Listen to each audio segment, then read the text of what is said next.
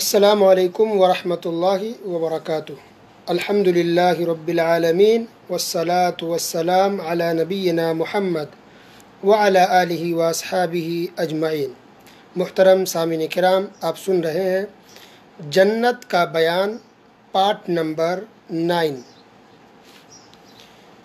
جنتی خواتین کا دوپٹہ دنیا جہان سے زیادہ قیمتی ہوگا۔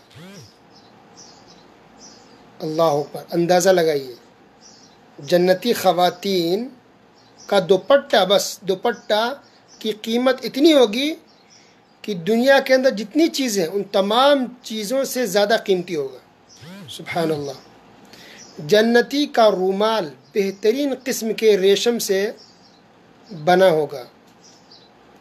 جنتی حضرات، مرد ہو یا عورت، سب کے سب خوبصورت قالین پر، مسندوں پر، تکیے پر ٹیک لگائے ہوئے، مسندوں پر ٹیک لگائے ہوئے بیٹھے ہوئے ہوں گے، ایک دوسرے سے گفتگو کریں گے، بات چیت کریں گے۔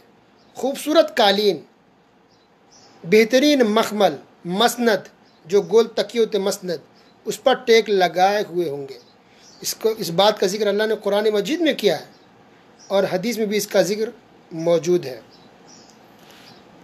اسی طرح آرام سے جنت کے اندر جنتی آرام سے بیٹھ کر ساری چیزیں کھائیں گے اور پئیں گے۔ کھانے کی حاجت بھی ہوگی، کھائیں گے اور پئیں گے، بھرپور کھائیں گے، اور کھانے پینے کے لیے ساری چیزیں موجود ہوں گی۔ سبزی ہو، گوشت ہو، مچھلی ہو، ساری چیزیں جو آپ کو کھانے کا من کرے، جو آپ کا دل کرے، وہ چیزیں فوراً حاضر ہو جائے گی۔ گوشت ہے، مچھلی ہے، آپ چاہتے فرائی کر کے ہو، فرائی ملے گا، چاہتے بھنا ہوا ہو، بھنا ہوا ملے گا، آپ چاہیں کہ مسالہ دار ہو، سالن والا ہو، وہ بھی ملے گا، چکن ٹکا ہو، وہ بھی ملے گا۔ یعنی کھانے کی ساری چیزیں، گوشت، مچھلی، سبزی، ساری چیزیں۔ پھر کھانے کا جو اسٹائل ہوتا ہے، سالن، سوکھا، بھنا ہوا، فرائی، جس طرح سے آپ کھانا چاہیں، جو آپ کا دل کرے گا، اللہ سبحانہ و تعالیٰ کے حکم سے فوراً وہ چیزیں حاضر ہو جائیں گی۔ سبحان اللہ۔ وہ بھی گرم، تر و تازہ، بالکل فریش، خراب نہیں ہوگا، بالکل فریش ہوگا۔ جنت میں خدمت کے لیے بہت سے لڑکے ہوں گے، آپ کی خدمت کے لیے ہوں گے۔ چھوٹے چھوٹے لڑکے جن کی عمر کم ہوگی، وہ نہایت خوبصورت ہوں گے، بڑی تیزی اور پھرتی سے وہ آپ کی خدمت کریں گے۔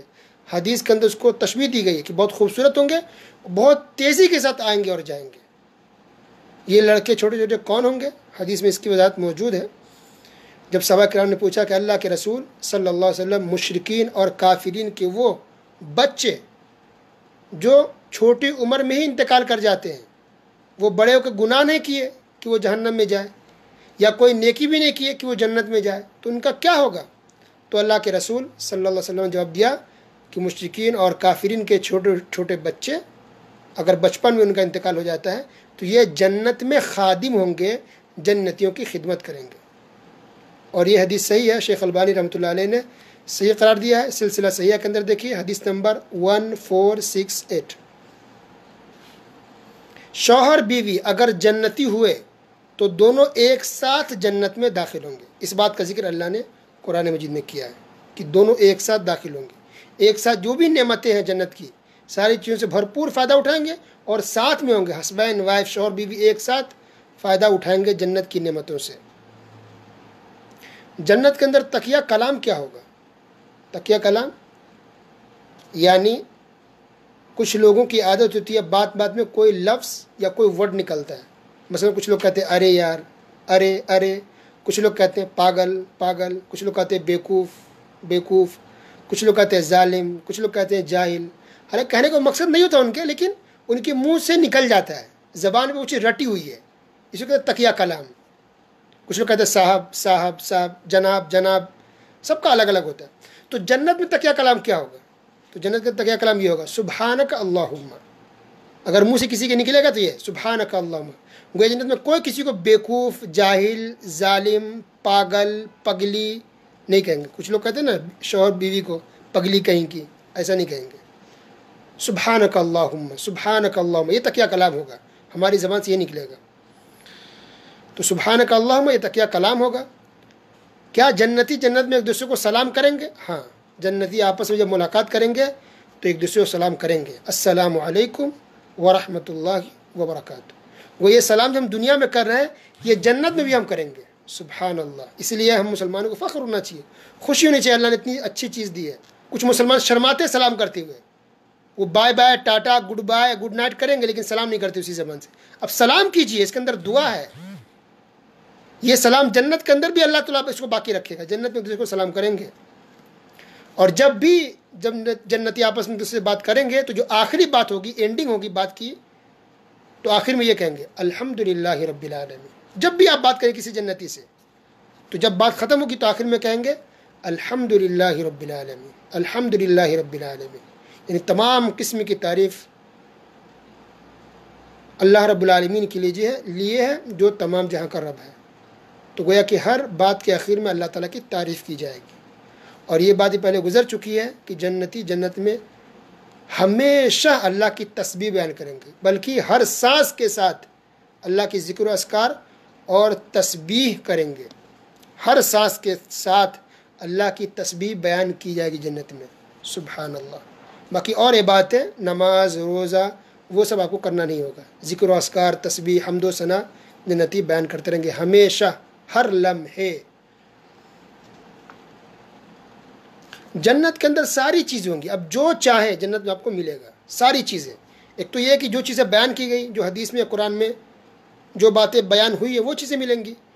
لیکن صرف یہی نہیں، اس کے علاوہ بھی وہ چیزیں جو بیان نہیں ہوئی، اگر آپ کا دل چاہ رہا ہے، آپ کی خواہش ہو رہی، آپ کی تمنا ہو رہی کہ یہ چیز بھی ملے، وہ چیز آپ کو مل جائے گی۔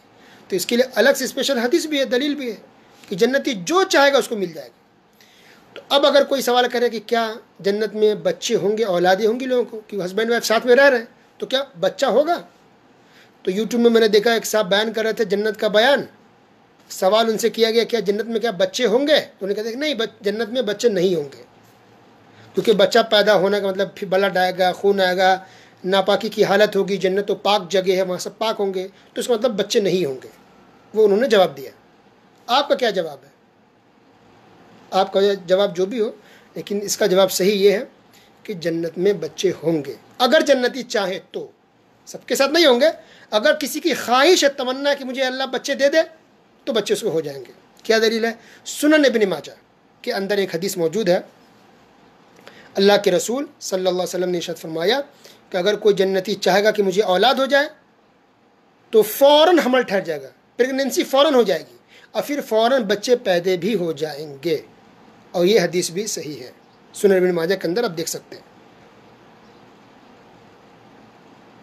تو گویا کہ دنیا کی طرح نہیں ہوگا۔ ہم اصل میں کچھ لوگ کیا کرتے ہیں کہ جنت کو دنیا پر قیاس کرنے لگتے ہیں، دنیا میں ایسا ہو رہا تو جنت میں ایسا ہوگا، اس کا مطلب صحیح نہیں۔ جنت کا معاملہ الگ ہے۔ تو پریگننسی ہوگی، حمل ٹھہرے گا تو 9 مہینے تک نہیں رکھنا پڑے گا، فوراً بچے ہو جائیں گے، فوراً۔ انسان سوچے گا جنتی مجھے بچے چاہیے، فوراً پریگننسی ہوگی، حمل ٹھہرے گا، اچھا ولادت بھی، پیدائش بھی، ڈیلیوری فوراً ہو جائے گی، 9 مہینہ ویٹ نہیں کرنا پڑے گا، لمحے بھر میں، آنن فوراً، فوراً پریگننسی بھی ہوگی، حمل ٹھہرے گا، فوراً بچے بھی پیدا ہو جائیں گے۔ لیکن کوئی بلڈ نہیں آئے گا، کوئی خون نہیں آئے گا، کوئی ناپاکی نہیں ہوگی، کوئی تکلیف بھی نہیں ہوگی، بچہ پیدا کرنے میں کوئی تکلیف بھی نہیں ہوگی۔ تو یہ کب ہوگا؟ اگر کوئی کسی کے خواہش ہو تک بس، ورنہ وہاں بچے کا سلسلہ نہیں ہے۔ اسی طرح ایک صحیح بخاری کی روایت ہے، اللہ کے رسول صلی اللہ علیہ وسلم نے ارشاد فرمایا کہ جنت میں ایک جنتی اللہ سے یہ اجازت مانگے کہ اللہ میں کھیتی باڑی کرنا چاہتا ہوں، اجازت مانگی، کچھ دل چاہ رہا ہے، تو اللہ کہے کیا تمہیں ساری چیزیں نہیں مل گئی؟ کیا کمی ہے؟